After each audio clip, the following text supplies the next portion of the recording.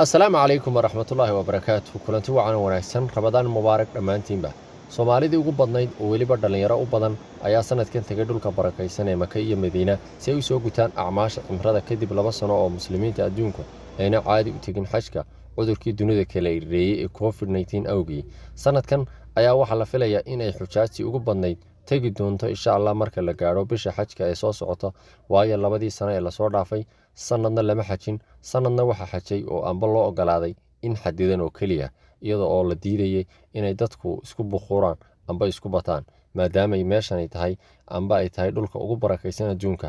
ee dadka xadiga ugu badan ay isku yimaadaan haddaba maalmahan barakaysan ee u dambeeya ee bisha Ramadaan 1443 ayaa waxa la arkay dhalinyaro badan oo Soomaali ah oo isugu jira mas'uuliyiin iyo qaar kale oo baraha bulshada caanka ah oo ku sugan Madiina iyo Maka oo ku guda jira acmaasha cimrada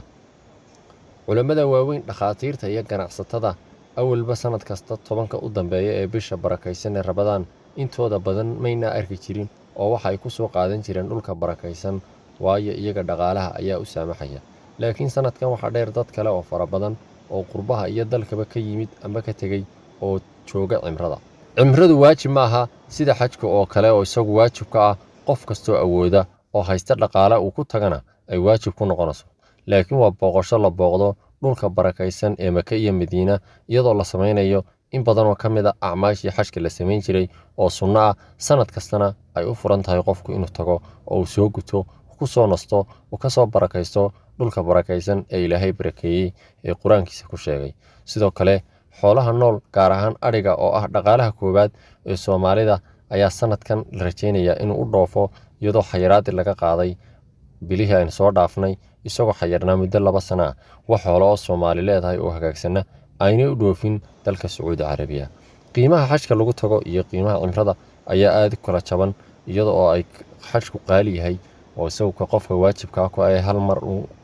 hal mar qofka waajibka uu qiimo aad u qaali yahay iyadoo muslimiinta adduunka ee daafa adduunka nool qof kasta oo dunida ku nool uu ku hamiyayo inuu marun tago dhulka barakaysan ee Maka iyo Madiina isagoo ku soo gudanaya waajibaadka xajka ee waajibka ah isagu ee ahayn sida cimrada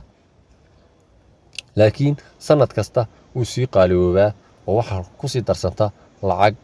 intii ka badan oo aanu qofku awoodin iyadoo in badan oo awoodaana laga yaabaa inay xajka xasuusan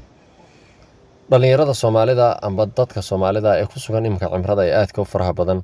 laga yaabaa inaanay badnayn laakiin waa dadka baraha bulshada isticmaala ee aad sawirada u soo dhigaya Ilaahay ka aqbala acmaasha ay sameynayaan ducada ay noo soo ducaynayaan ay Soomaalida u soo ducaynayaan muslimiinta u soo ducaynayaan Ilaahay ha noo aqbalo Ilaahay ha noo aqbalo qof kasta oo ku hamiyaya oo si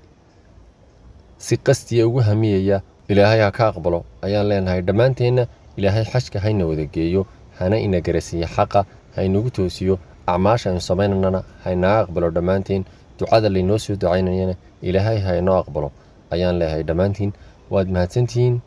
waa Ramadaan Ilaahay iyadana acmaasha 10ka dambe iyo bisha dhamaanteedba Ilaahay hayna siiyo 10ka dambe ay mushaahinayno leeylato qadriga wassalaamu calaykum waraxmatullaahi wabarakaatuh mawduuca yar intaas ku eegyahay wuxuu iska ahaa mawduuc yar oo galo ka fuura oo igu dhaliyay Soomaalida imka xajka ku sugan ee sawirada qurqurux badan soo dhigaysa ma sha Allah baan leenahay Allah barakeeyo iyagana